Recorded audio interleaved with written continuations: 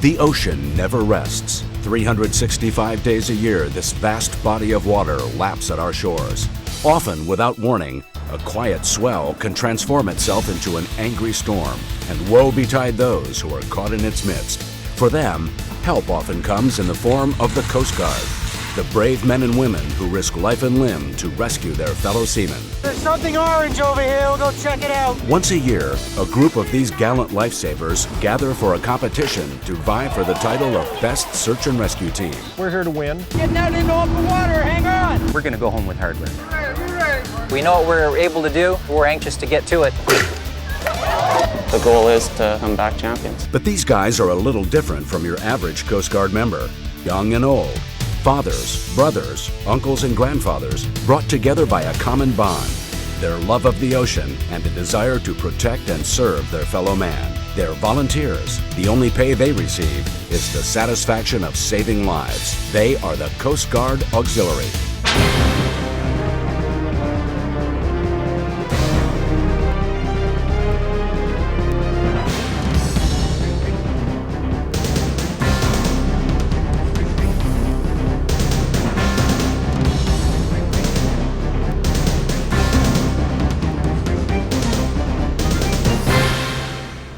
From St. John's, Newfoundland, Canada, it's the Coast Guard International Search and Rescue Competition.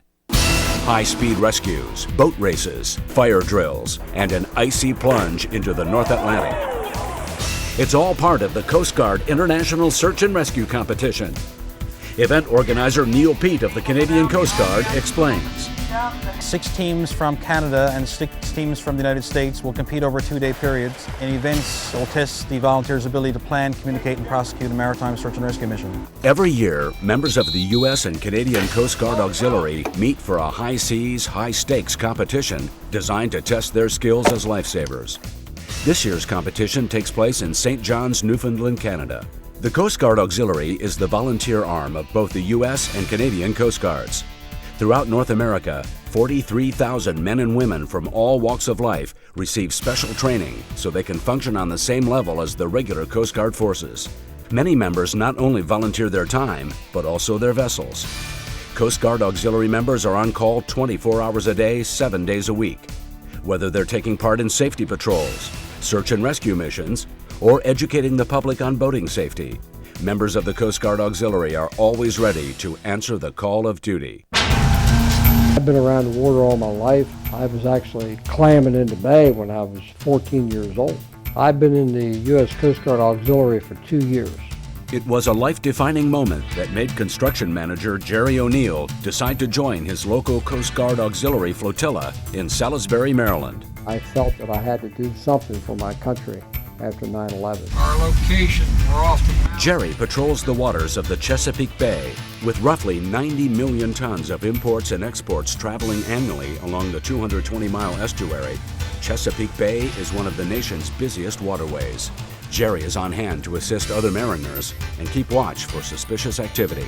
We do numerous patrols, marine safety patrols, terrorism patrols, and things of that nature.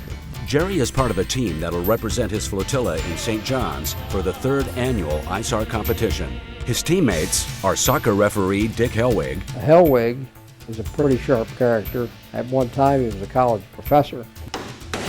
Auto body shop worker Perry Brown. He likes to joke around a lot and pull pranks. And alternate Pete Fisher, a small engine mechanic. Pete is extremely mechanically inclined.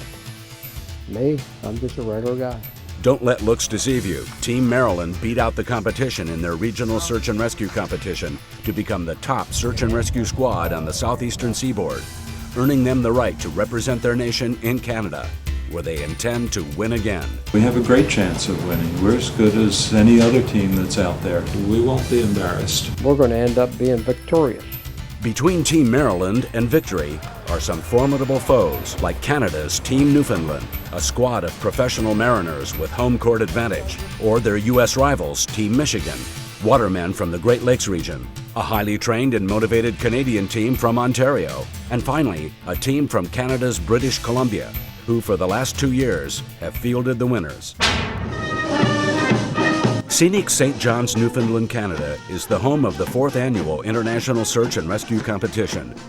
Over the 2-day contest, the 12 teams, each made up of 3 participants and 1 alternate, will compete in the rescue pump, the search and rescue event, heaving line 1, heaving line 2, and a mystery event.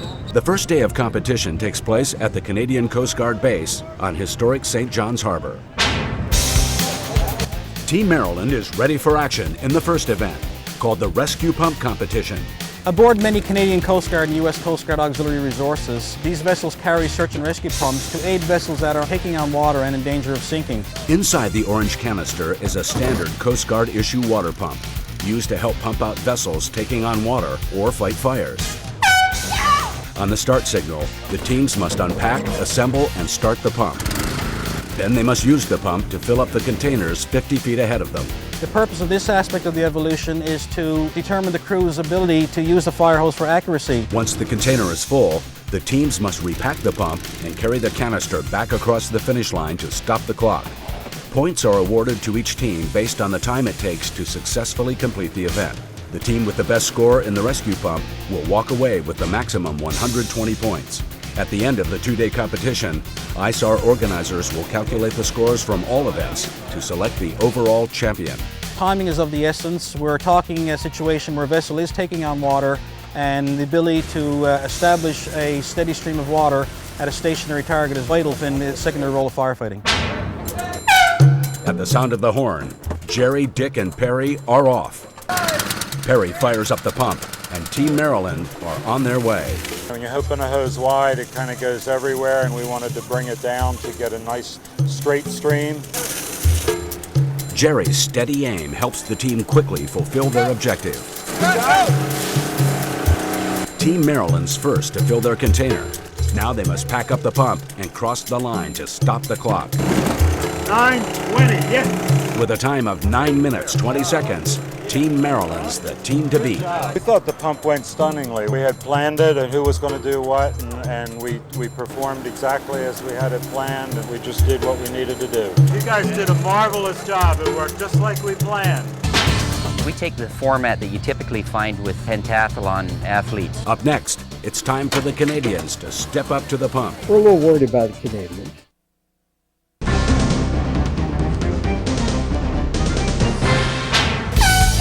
It's day 1 of ISAR, the Coast Guard International Search and Rescue Competition in St. John's, Newfoundland, Canada. These items, you grab the pump, Adrian, and I'm grabbing the hose.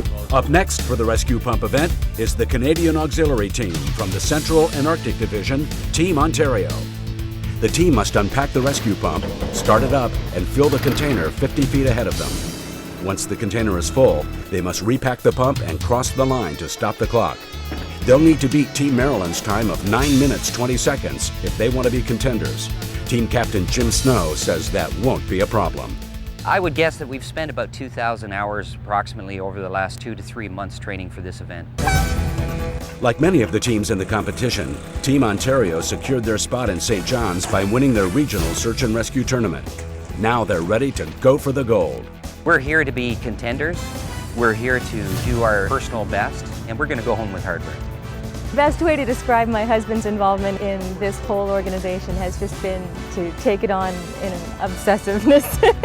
Everything else is just taking a back seat while he's been putting this amazing team together. Jim's wife Leanne learned early on in their marriage that she wasn't the only love in his life. He loves the water like I love the land. It's something that fills his heart, and when he was handed the hardware at Kingston, it was an expression on his face that I only saw on our wedding day. So that was a glimpse into what it means to him. It's a passion. Jim works as a paramedic for the Toronto Emergency Medical Services. Joining him on Team Ontario is lumber store manager Derek Cartier. He was a key piece in our win at the regional competition in Kingston. Fraud investigator Adrian Spearing. His idea of a good time is learning all the parts of the sailing vessel. And alternate Brad Suckling. He's literally the best helmsman that I'd go to sea with any of these guys any day.